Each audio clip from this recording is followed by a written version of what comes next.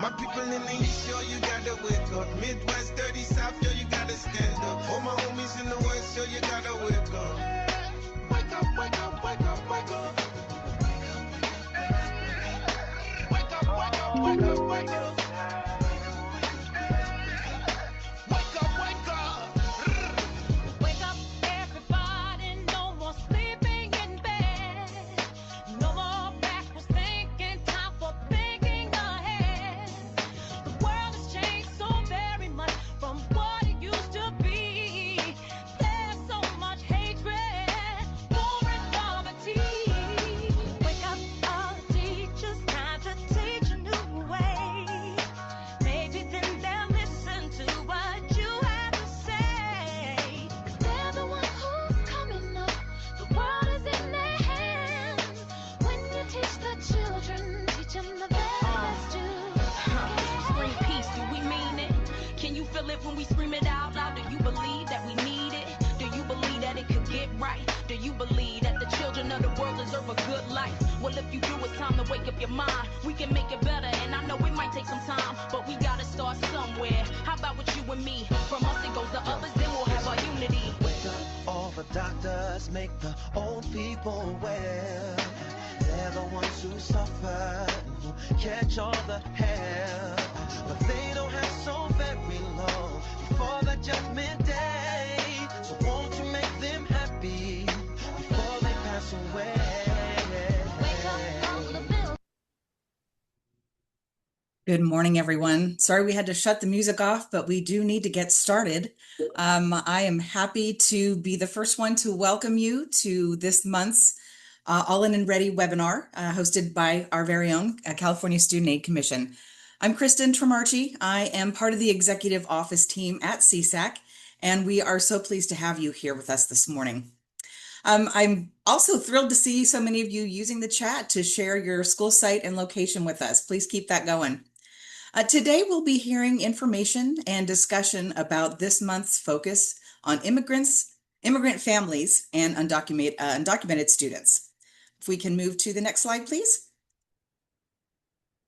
So logistics, we are going to endeavor to have you on your way by 10 o'clock this morning. As we mentioned, you can use the chat feature for informal communication, but please, if you have specific questions, use the Zoom Q&A feature. We have staff standing by, ready and waiting to respond to your questions. These, as you probably know when you joined, webinars are recorded. They'll be posted on our YouTube channel and on our website. And for anyone who may need it, please toggle the captions on and off if you need closed captioning. And finally, there's our handle at the bottom where you can join us on social media, which we also strongly encourage you to do. Next slide, please. So our mission. For anyone who may not be familiar with us, CSAC is the principal state agency responsible for administering financial aid programs for students attending public and private universities, colleges, and career technical education schools in California. Our mission is, as you can see, promoting educational equity by making post-secondary education affordable for all Californians. And again, on behalf of the Commission, we are grateful to have you all here. So let's move on to today's agenda. So we'll have opening remarks and welcome from CSAC's Executive Director, Dr. Daisy Gonzalez, as well as our very own Commissioner, Chris Ferguson. Dr. Gonzalez will also be providing important CSAC updates. We will then be joined by partner Sean Domingo, who will be sharing iHeart CADA resources for students. And then we also will have today's featured speaker, our Assistant General Counsel, Anna Manuel, who will be providing a legal discussion regarding immigration statuses. Then we'll move on to our own Justin Hirsch, engaging with our partners at Immigrants Rising for a call to action. And then finally, wrapping up with our Chief Deputy Director, Catalina Missler. With that, I'm going to hand it off to you, Dr. Gonzalez. Thanks, everybody. Thank you, Kristen. Good morning. If everyone could give a round of applause for Kristen every month. She does an incredible job. I know it's a hard task having to interrupt music and Yes, I love it. Thank you. Christina, all of that love is for you. Good morning, everyone. We made it to March, and you specifically made it past the March 2nd priority deadline. It's so wonderful to see so many of you from really critical regions of our state, to be able to see community colleges, K through 12 districts, and all of our partner AICCU colleges. I see you on the chat. I see how important it is to serve your region. And we're really grateful for the work that you do every single day. So thank you for being here. This is a really important webinar for us. You know, we are convening and hosting this webinar during a very difficult time. We say things like we want to serve students with dignity and compassion. We are student-centered. And the reality is that to serve our immigrant and undocumented populations, our refugees, our asylee students, it looks very different, particularly in this context. And more importantly, when we ask all of you to lean in and to do a little bit more.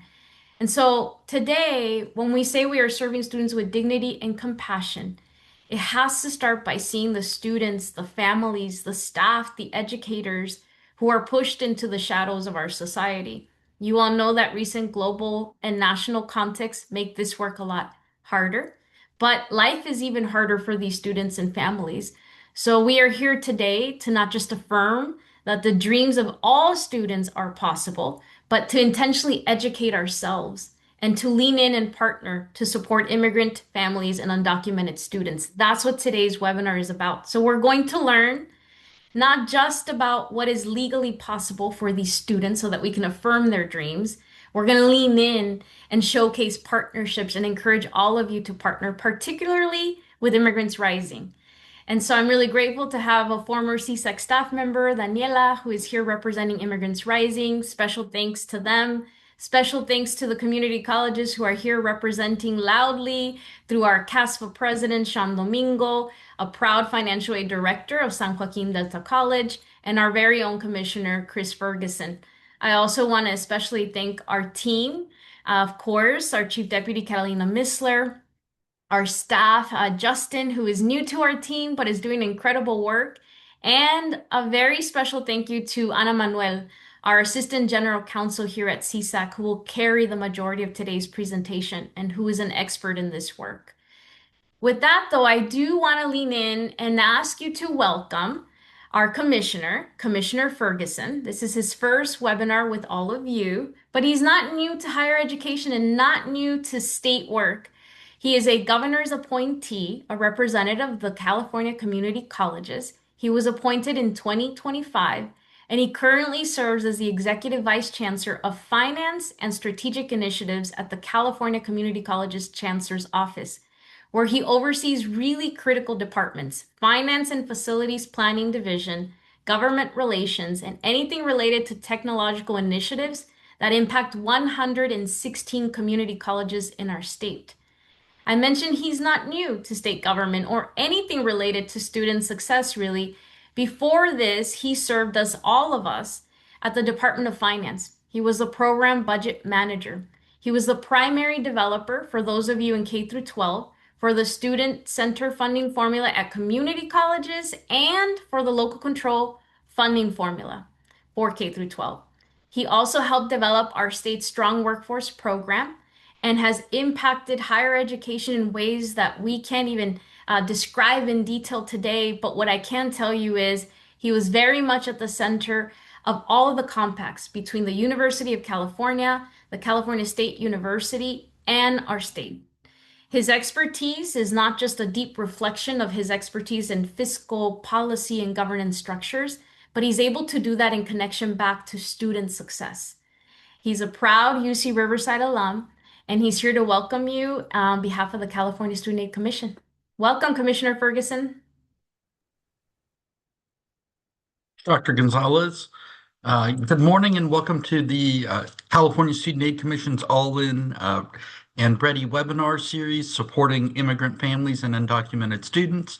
As you've heard, I'm Chris Ferguson, Commissioner with the Student Aid Commission, but also Executive Vice Chancellor of Finance and Strategic Initiatives at the Chancellor's Office, and just have a very long history of supporting higher education, early education in the state through my work at the prior work at the Department of Finance. So I want to thank you all for being here, for the work you do in supporting our students and families. I also want to thank you, all the experts and advocates on the ground, for supporting our students to pursue their college and career dreams. This month, the Commission is uplifting refugee, asylee, and immigrant impacted students who often face unique experiences related to immigration status complexities and language barriers. They are often unaware of financial aid programs available to them. Many of these students enroll and attend community college. As we move to the September 2nd community college deadline, I want you to consider how we can be inclusive in encouraging and elevating refugee, asylees, and undocumented students to complete a financial aid application and attend college.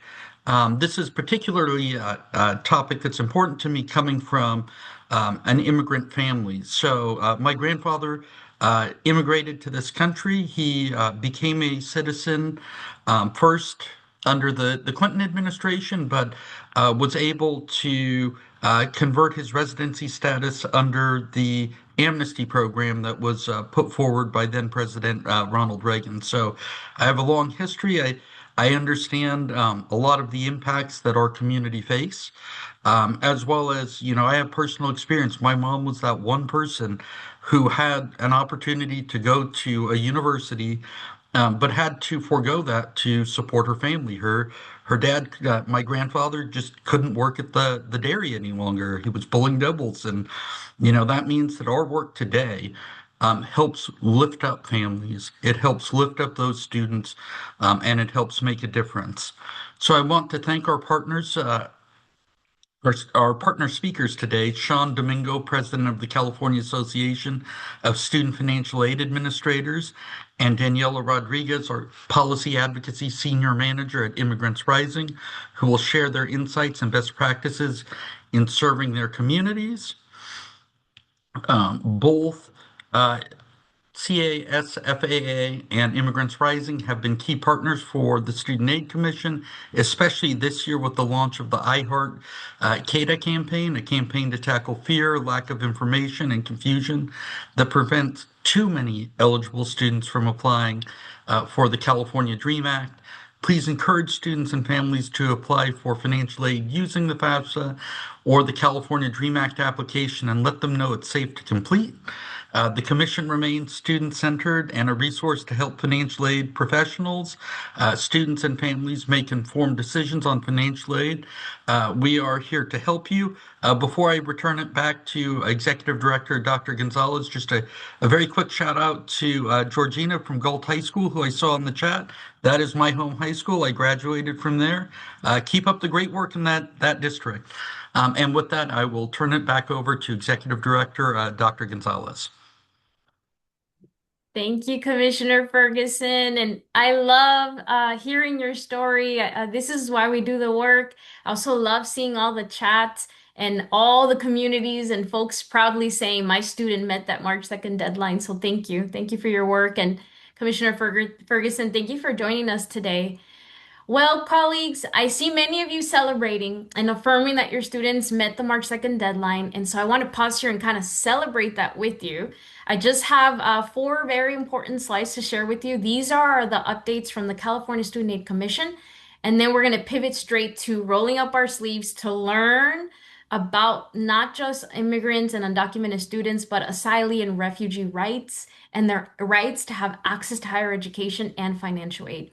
On this slide that you are seeing in front of you, we are celebrating that we are 10th in the nation. I do believe those NCAN numbers were updated and we are 8th in the nation. And that's your hard work in reaching particularly high school students, which is the marker for how we know not just what's possible for the next generation, but that we're actually on task, right? We're headed in the right direction. And I want to make sure that I pause and thank our entire statewide implementation work group. Every single name that you see on here is not just a name. They represent an organization, a new way of organizing ourselves at the statewide level to leverage our communication, our heart, our minds, and all of our resources. So I want to read the names really quickly, right? But more importantly, the organizations that they represent at the statewide level working with CSAC, you see at the bottom. I'm going to start at the bottom. California Edge Coalition, the University of California Student Association, the University of California Office of the President, the California Community College's Chancellor's Office, the California State University, CSU, Office of the Chancellor. Our CalSOAP has a representative, Matt from Riverside, the California Association of Student Financial Aid Advisors. And now that I'm reading through these, I just mainly want to ask you to take a photo because it would just take too much time. I do want to do a special thanks to all the students though. When they join us, it changes the entire room.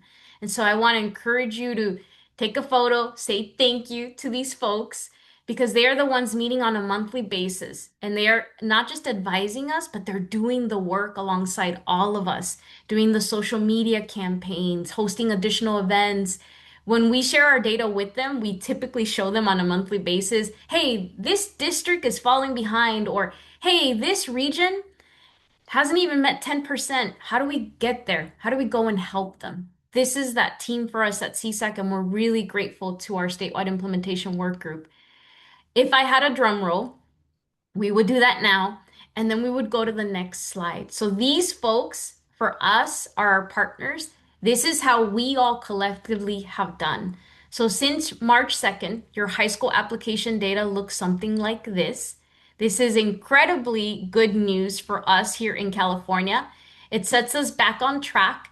And as you're looking at this slide, you should be seeing that we were always trying to kind of beat the year 2023, 24. And we're still kind of there, particularly for our California Dream Act applicants, which is why today's webinar is so important. But look at us. In 2023-24, we had reached 304,252 high school students. You've now surpassed that. And so we are back on track here in the state of California. And here's what I mean by that. We're back on track to be able to reach the majority of high school students, which shows us the health for future generations of higher education achievement.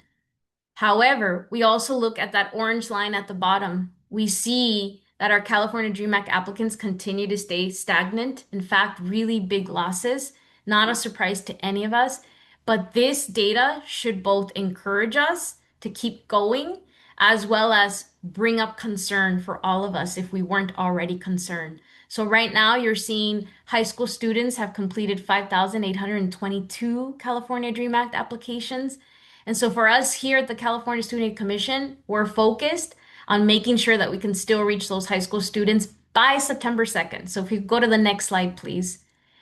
So we celebrate and then we know strategically, well, we still have a chance to reach every student. Yes, those students that are already enrolled in a community college, but all those high school students that we need to reach before they cross that stage and graduate, we need to tell them there are options for you. A California community college is absolutely a strong choice. And so you're going to see our entire statewide META transition to September 2nd. And that is very important for us to be able to reach our statewide goal of reaching many, many more high school students. So from here on out until September 2nd, it will be all about this campaign and the materials that are out there. I'm going to ask the team to put all the links on the chat because all of our work is headed in this direction. I also want to thank the team who worked on all of these graphics and the updated toolkits for this year. Next slide, please. As I begin to close up, I also want to just update you on the California Student Aid Commission's work at the statewide level. We just had not just our March commissioner meeting, but we had our advocacy day, and we were joined by our Cal Soaps. These are the soldiers on the ground. These are the folks that are out there hosting community events, doing one-on-one opportunities to help students and families, joining and partnering with many of our high schools to conduct this work. And this year we made our CalSOAPs and our regional community organizations, our partners, our top priority for our advocacy. So in the next slide, you will see what some of our priorities are for our statewide advocacy. At the very top, you see our increased support for critical infrastructure at the statewide level. It's a $24 million one-time ask to support our CalSOAPs and our regional community organizations. So for some of our K through 12 districts, when I hear from you, hey, we want our CalSOAP to have more events in our district or to do more outreach to these schools, That's what that request is. We are asking for more resources so that the CalSOAPs and the regional community organizations can have more impact in your region and in your school sites and in your districts. I can give you one really key example because I know the work of San Diego very closely.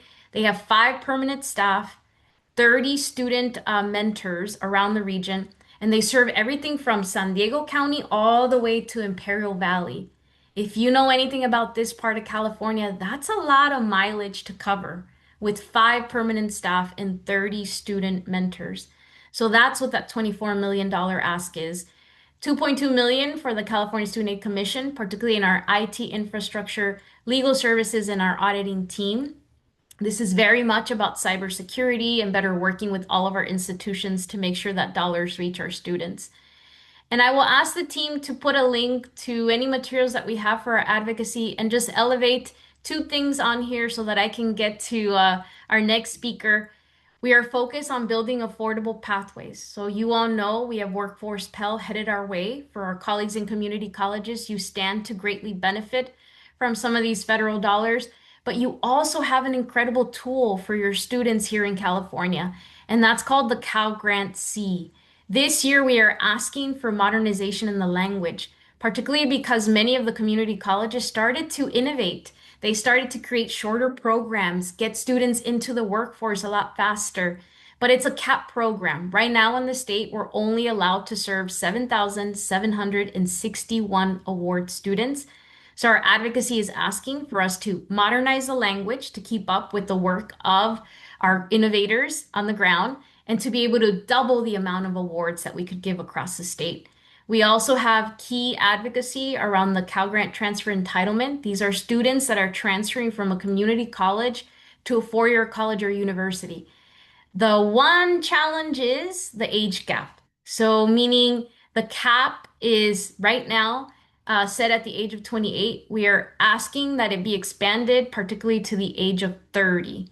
So there's the typo on this slide. Right now it's 28. We're asking for it to be changed to 30. And then we're also asking for resources to maintain the middle class scholarship, the Golden State Teacher Grant Program.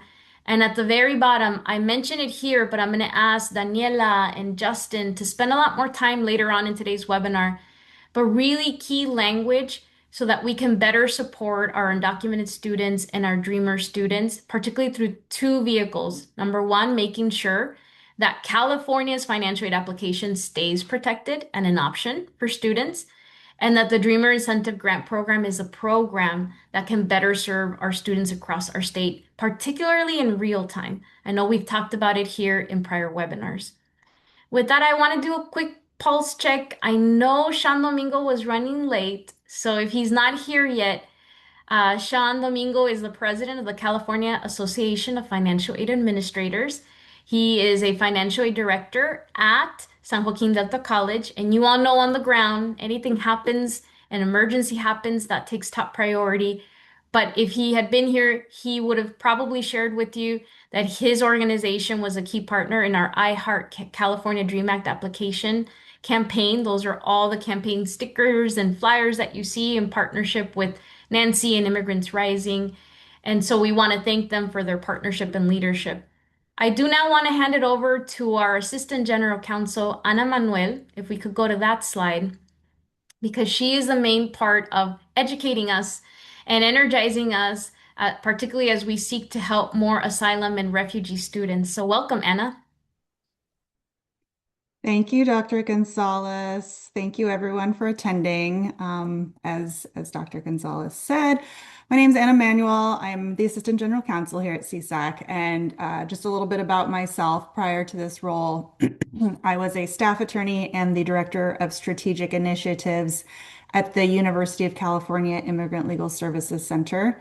And my other advocacy work has included volunteering on community safety teams, volunteering with No Más Muertes or No More Deaths in Southern Arizona, international human rights work, including advocating for migrant rights at the United Nations Human Rights Council, asylum and deportation defense work, and also fundraising scholarship funds for undocumented law students. So just a quick legal disclaimer, this talk is not meant to provide legal advice or opinions. This is purely informational. Next slide, please. So first things first, I have a content warning. This discussion is about trauma survivors and trauma. So please do what you need to do to take care of yourselves. All right, ground yourselves with a fidget toy. I personally use soft gemstones or the rings on my fingers. Take deep breaths, come back to my slides later on, whatever it is you need. Our CSAC Blueprint for Student Success sets forth a student-centered commitment that is extremely important to CSAC leadership and to me personally.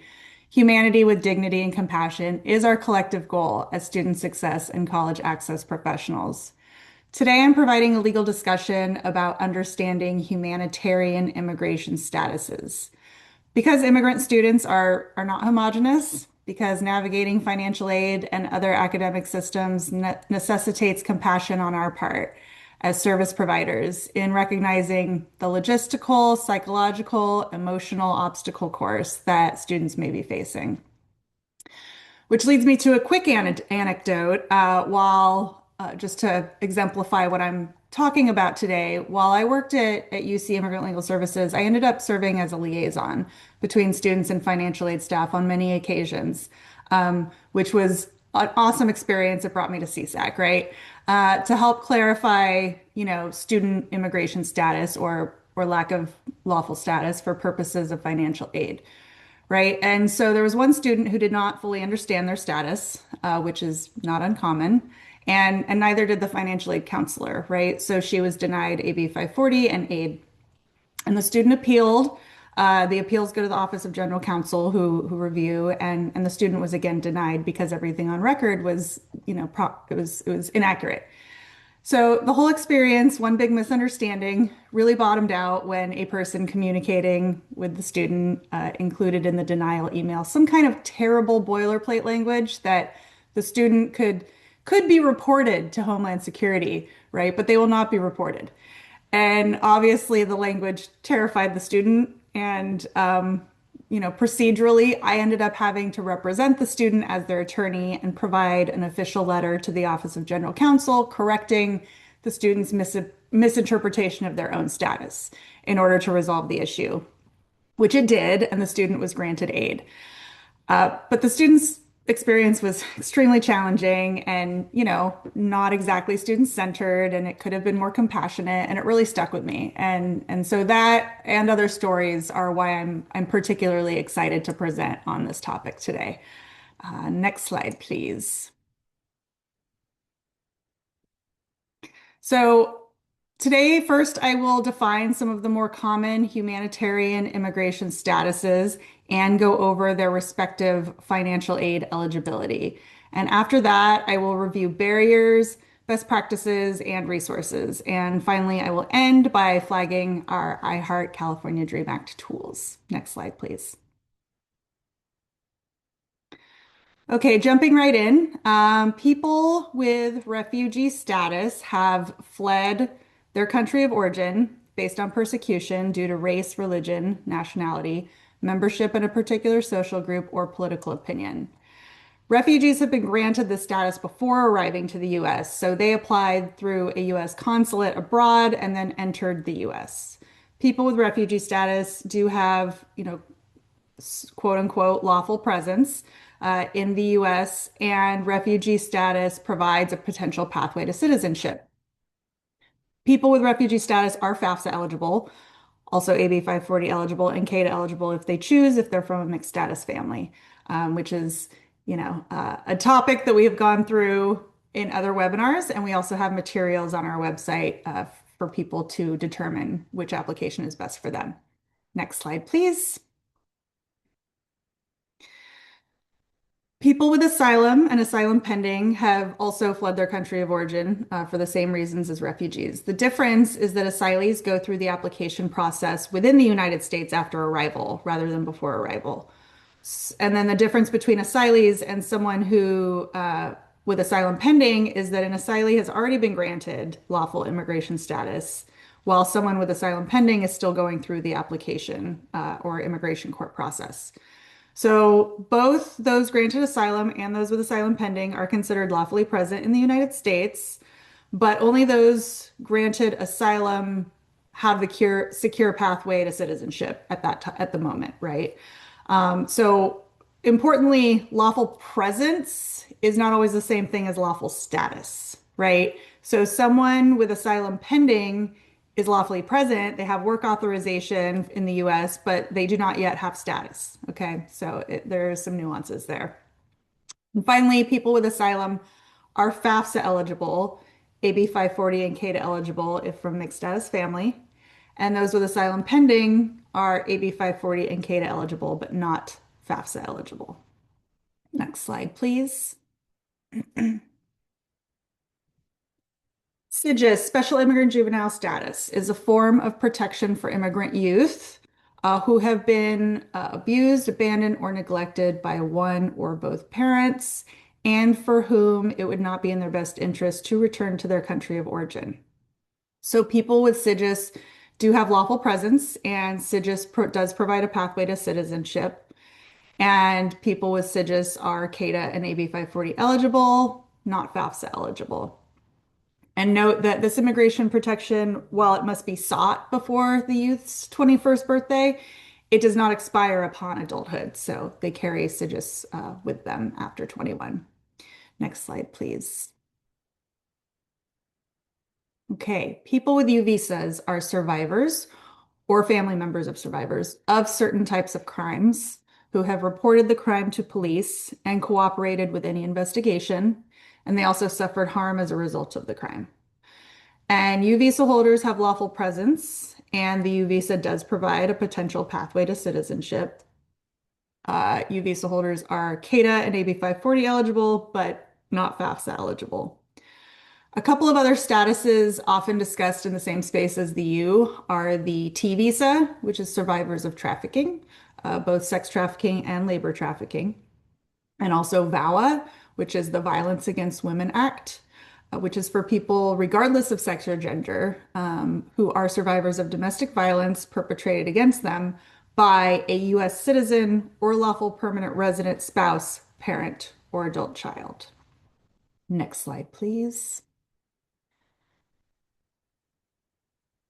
TPS, Temporary Protected Status, provides temporary protection from deportation to people from countries that have suffered natural disasters, conflict, or unrest.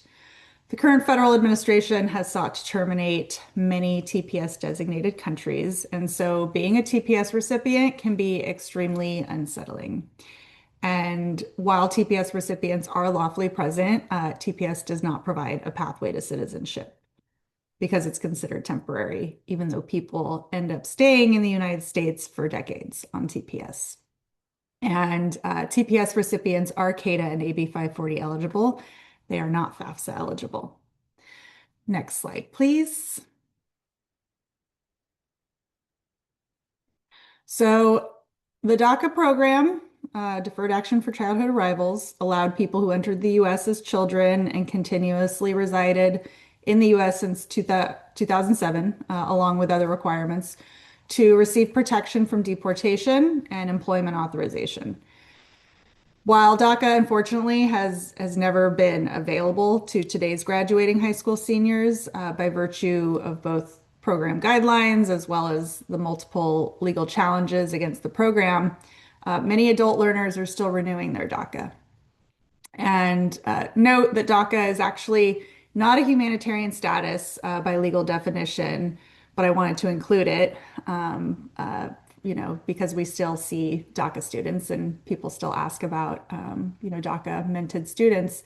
But it's not considered illegal by legal definition humanitarian because, first of all, the qualifications do not rely on persecution, crime, etc., that we saw in all of the other statuses. And number two, DACA is not actually an immigration status. It's what we call a quasi status. And so folks with DACA are generally considered undocumented. And so DACA recipients are lawfully present, but again, similar to TPS, DACA does not provide a pathway to citizenship. And so DACA recipients are not FAFSA, excuse me, not FAFSA eligible, but of course are CADA and AB 540 eligible. Next slide, please. Okay, so It's important to recognize barriers to financial aid that may be unique to certain immigrant populations. As we all know, recognizing barriers of others fosters empathy and understanding so that we can interact with students and families from a place of compassion, right? Rather than from a place of ignorance or dismissiveness. So, a major barrier, despite having lawful presence, or even lawful status, many immigrant students continue to fear being physically present on campus during this undeniably anti-immigrant political climate. There are even naturalized US citizens who have fear under this federal administration. Another barrier, as mentioned earlier by Dr. Gonzalez, the CADA numbers, right? So many students continue to remain unaware of the existence of CADA and in-state aid, and hence the I Heart California Dream Act campaign. Next slide, please. Technology divide is a major player, in my opinion. This was especially pronounced during the COVID lockdown, where students didn't have access to campus. But now we see some students, as mentioned, are afraid to spend a lot of time on campus. So we may be running into the same problem here. Many of my clients at the UC use their phones as their computers, and obviously this is a significant struggle. Language barriers, if anyone has worked with an interpreter, you know how much of an added challenge it is to convey ideas, how time consuming it can be, and how much mental energy is needed for the translator to merely communicate the content, let alone tackle the substantive tasks, right, that the communication addresses. And finally, very important, students and families are not proficient in financial aid language or acronyms, right? This fact requires us to be extremely mindful when explaining processes to students and families. Next slide, please. All right, the top of my list of best practices is to provide culturally responsive support. And when I use the term culture, I use it pretty broadly. So to meet students and families where they're at, we should consider whether in-person or virtual meetings are more appropriate. I spoke about fear earlier, which may result in a family preferring a virtual meeting. On the other hand, I also spoke about the technology divide, which may lend itself to in-person meetings, right? There's no one size fits all approach. Physical spaces should be inclusive. This third bullet point may be controversial, but immigration lawyers try to make physical spaces welcoming for clients' small children because finding childcare for administrative meetings can be a huge barrier for families. Providing multilingual resources when available, allowing families to bring an interpreter if one is available. I used to meet with clients in EOP buildings, and I'd pull in one of the counselors working there to interpret, which helped me speak more effectively with parents. And finally, the American Psychological Association has a great inclusive language guide. I find that using inclusive language it's a daily exercise, right? We don't always get it right, but all we can do is try our best. For example, when I provided a content warning earlier in the presentation, I had almost said trigger warning. And while the word trigger would not be incorrect, I'm trying actively to avoid words and sayings that are associated with violence, war, or weapons, right? To avoid activating unnecessary trauma, which leads us to our next slide. So, particularly if we're working with individuals with humanitarian immigration cases, we're mindful of trauma, right? Building trust, being clear on what the expectations will be in order to reduce anxiety of the unexpected and unmanageable, creating safety and security, keeping the blood sugar healthy, building agency, and celebrating strength.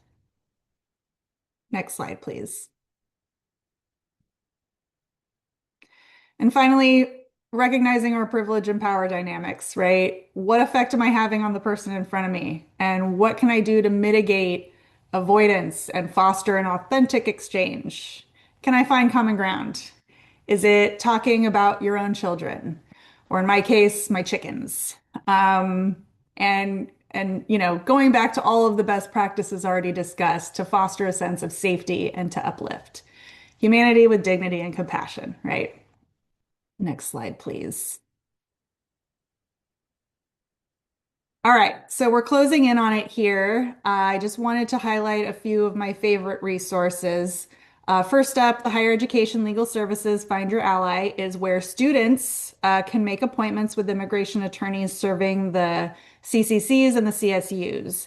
And anyone can also subscribe to the Find Your Ally newsletter, which includes very important policy updates, helpful webinars, and other resources from our colleague Alonso Garcia at the Foundation for Community Colleges. It's a great resource. Championing Equity, statewide AB 540 FAQ. This guide was spearheaded by our colleague Nancy Jeditis. I helped to draft the legal status sections, which were also reviewed and approved by segments offices of general counsel. So it is a valuable resource for those who have questions like, do students with special immigrant juvenile status qualify for AB 540? A question I have received many times. All right, so the next one is the UC Immigrant Legal, sorry, not next slide, but the next one on my list is the UC Immigrant Legal Services Legal Resources and FAQ. So I'm tooting my own horn here a little bit. During my time at UC Immigrant Legal Services, I spearheaded the creation of this website to serve as a self-help resource hub. And so here you'll find toolkits, webinars, and other materials that are intended for the higher ed community. And finally, the American Psychological Association Inclusive Language Guide that I referred to earlier. Okay, now we can go to my last slide. I will end with a reminder that the I Heart California Dream Act campaign includes an amazing Courageous Conversations toolkit. Thank you again, Nancy, that provides excellent guidance on how to talk with students and administrators to address really common issues. Number one, is it safe to apply for financial aid this year? Number two, why go to college if I can't work after I graduate? And then looking at administrators and students, it is legal to support undocumented and immigrant students. California Dream Act is legal. AB 540 is legal. And with that, I will pass the mic to Justin Hurst, CSAC's fairly new Government Relations and Advocacy Manager. Thank you all so much. Thank you, Anna, and thank you as well for the introduction. Good morning, everyone, and I'm here today. I'm joined by Daniela Rodriguez, Immigrant Rising's Advocacy Policy Senior Manager, to share some of Immigrant Rising's support for our legislative priorities here at CSAC, as well as sharing some insights on how to better support undocumented students in our state. But first, allow me to briefly introduce some of the work that organizations do together. As you have heard, CSAC administers aid for many, many students in California. But CSAC cannot do this important work alone. It is through a partnership with organizations such as Immigrants Rising that CSAC is able to have the impact that it does have. Immigrants Rising has been in support of and a strong advocate for the California Dream Act application since 2013, since its inception. Over the years, Immigrants Rising has provided timely technical assistance and input on enhancements to the DREAM Act to ensure that it is working better for our students. Immigrants Rising has also been a key thought partner for CSAC on policy and outreach matters, including the Renewing the Dream report, which was published in 2023 and is available on the CSAC website. Immigrants Rising has been a key partner in providing guidance, assistance, and support for immigration-impacted students, including legal and career pathways, including the partnership to launch the I Heart CADA campaign this past December that was just mentioned. Immigrants Rising continues to be unwavering in support for all of our California students to achieve their college and career goals. So, Daniela, I have a few questions for you, but first, would you like to introduce yourself? Surely. Thank you, Justin. Hi, everybody. It's such a pleasure to be here with you all this morning. And following Ana Manuel is always a very difficult task, but I think she said really just illustrated and captured the difficulty of the immigration system, the arbitrariness that comes with it, the challenges that comes with it. And that really is a big premise for, a big reason for why I get to do the work that I do and why I choose to do this work. And it's because every student deserves an opportunity to pursue their personal and educational goals. The DREAM Act application, as Dr. Gonzalez and Commissioner Ferguson, also illustrated, it's such a powerful tool for education, socioeconomic upward mobility, and most importantly, the self-empowerment of these students, these and their families that have gone through so much to be where they are. And I think for me, it's just, before we even dive into these questions, want to really ground ourselves and our guests today, remembering that before they are immigrants, they are human. And they also have dreams and aspirations and goals and heartache and the full human experience. And so the DREAM Act application is so important because it's key to fulfilling those innate goals and desires, which is, to fulfill for many, that educational calling. And so today, our students have gone through so much and they're tremendous assets to our classrooms and every other facet of our society. And we need to do everything that we can to remove barriers and unlock opportunity. So wanted to, give that background before we dive into whatever questions you have for me today, Justin. Well, I think that's a perfect segue into my first question for you, Daniela.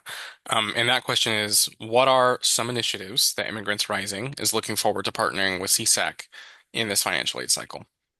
Yeah, well, there's no shortage of things that we definitely want to tackle on this year. And it's always great, to have great partners, like the Student Aid Commission, but also everyone across the state, from that, very comprehensive slide that Dr. Gonzalez shared at the top of this webinar of all the people that are, really all in this. So, as you described earlier, our partnership goes back many years from the DREAM Act, enhancements and the various iterations of it to the renewing the DREAM report from a couple years ago.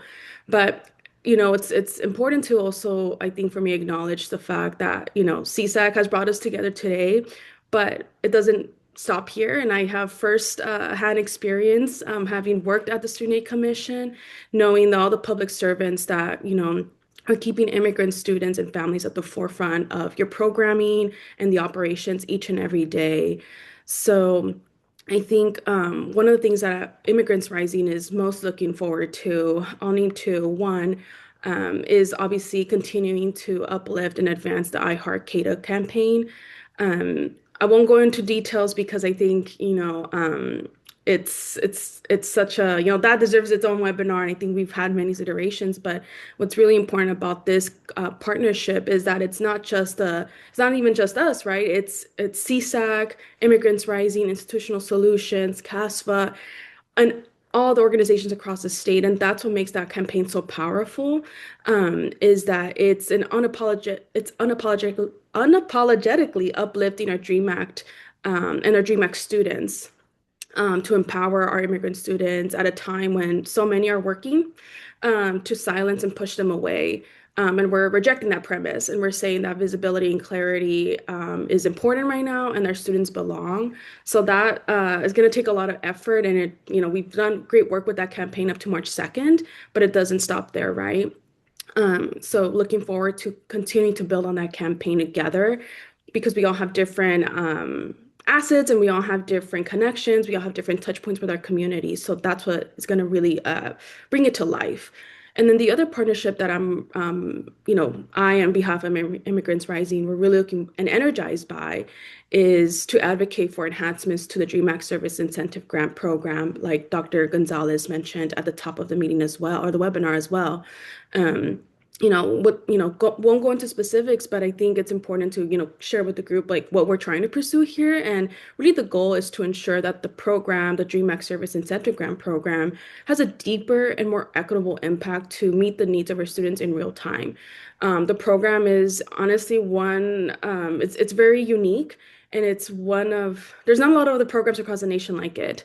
And so this program, because it's so unique and it's um, for many reasons, kind of it's in its own category. It has a lot of room to be refined, and that's really what I think our goal is. And I think having CSAC be a partner in helping identify and secure those enhancements in this year is going to be important so that students have, when they get a DREAM Act application and they enroll in their college, university, they have an actual financial aid package that is going to not just serve their financial needs, but is also going to serve as a key professional development opportunity for our DREAM Act students, where oftentimes they're being turned away because of other arbitrary and inequitable practices. DSIG is a very key program to achieving those. So really looking forward to seeing what we can do to make sure that this program is better serving our students during this time of need. All right, thank you for that, Daniela. Now, thinking about your organization, what are Immigrants Rising's policy priorities this year pertaining to financial aid for immigration impacted students?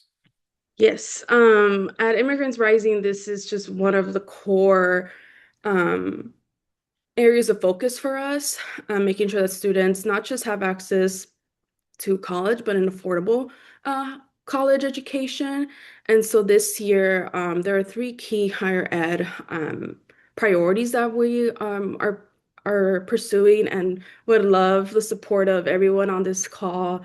So besides the ones I just listed, the DREAM Act campaign and the DREAM Act Service Incentive Grant trailer bill proposal. There are three others that I definitely want to share with this group for your awareness and to capture just our goal of making sure that immigration impacted students are served. So one, we are proud co-sponsors of AB 713 by Assemblymember Solache, which advocates and really calls for undocumented students' ability to access employment opportunities.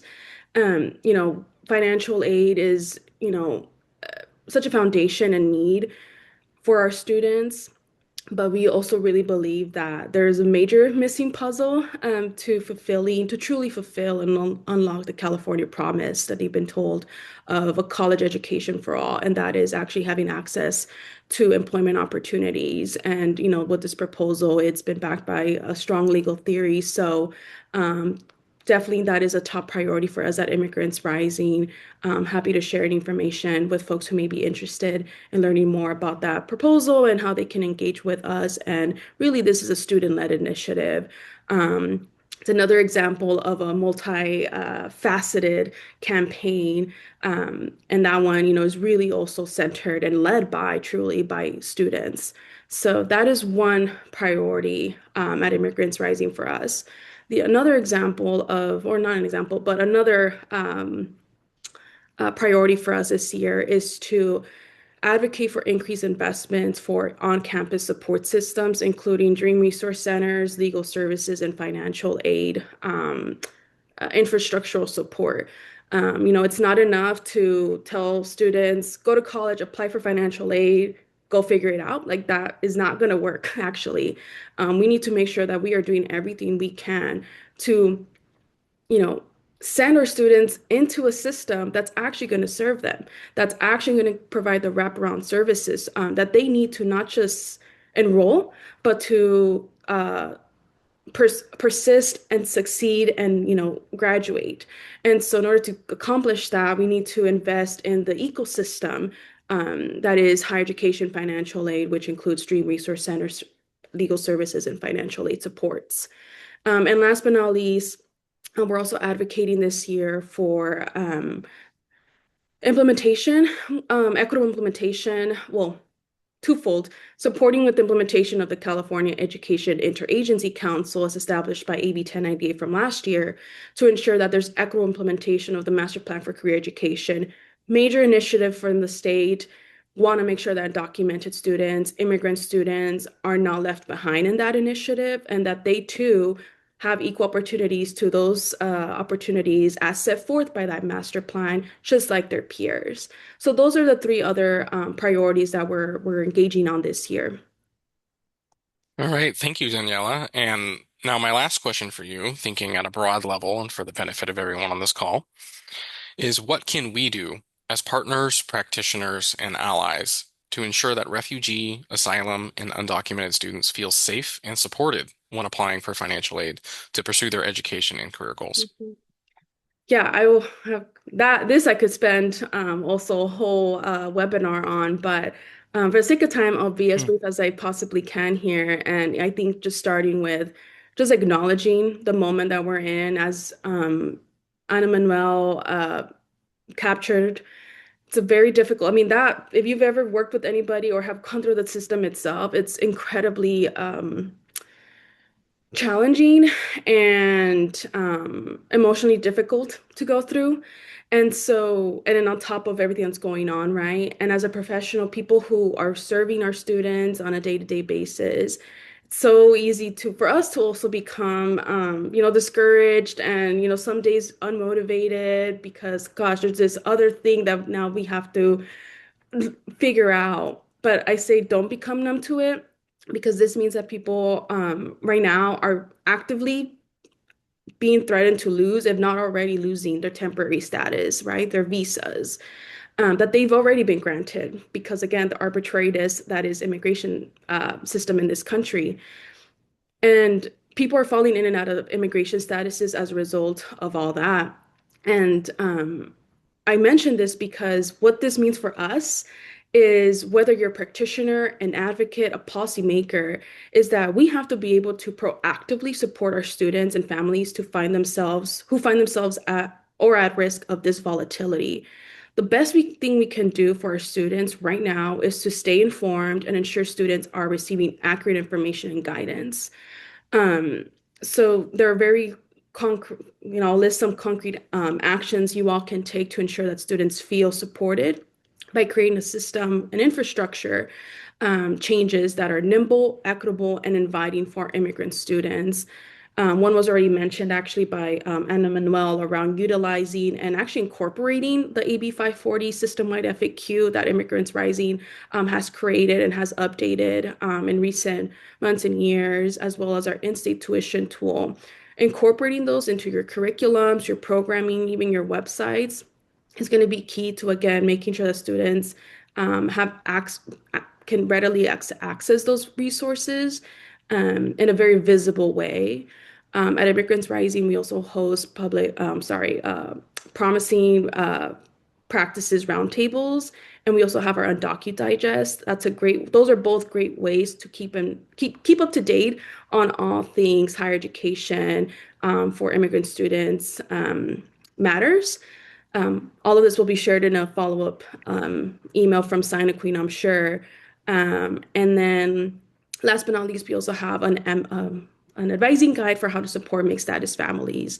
Another population, another group within the larger immigrant community who also has to navigate very unique challenges, accessing higher education when they're in this mid-gray area. So we also have an advising guide. Also, that was done in partnership with our partners at SoCal Can and First Gen Empower. So that's also a very helpful tool. And lastly, the work doesn't end at the March 2nd deadline for two reasons. One, there's still September 2nd for community college students. And two, again, it's not enough to just get an application in, right? We have to support students through the entire process of the financial aid process so that they can actually get paid, awarded and paid, so that they can enroll and persist. So threw a lot out there, but just thank you again for the opportunity to be here, share these resources, and for all the work that each of you are doing every single day. So thank you, Justin. Thank you, Daniela, both for joining us today and all the important work that you and Immigrants Rising do for our students. Before I hand it off to our next speaker, I'd like to leave this group with a few takeaways. On the next slide, please. And that is two things. One, we have some resources to share. But two, as a part of this call to action, we're asking everyone on this call to advocate and work with their local and state elected officials to push forward some of these programs that we just spoke about. So in particular, we're hoping to work with all of you on advancing the reform for the Dreamer Service Incentive Grant that Daniela spoke about, as well as advocating for additional legal services here at CSAC so we can better serve our student populations. In addition, we're also trying to advance the California Dream application as an option for all students who would like to fill it out in California. And then lastly, as I'm sure you're all very familiar with, continued Cal Grant reform advocacy is always needed so that we can reach more students in our state. Lastly, you can find some resources for your own organizations or to share on our website. That includes the California Dream Act application itself, some FAQs, guides, toolkits, and workshop resources. And you can find that at the two links that are listed there, csac.ca.gov/undocumented and then /CADA-MSF. And then lastly, if you are looking for graphics, we have those ready to use at csac.ca.gov/toolkit. All right, now I am happy to introduce our last speaker of the webinar, our Chief Deputy Director, Catalina Missler.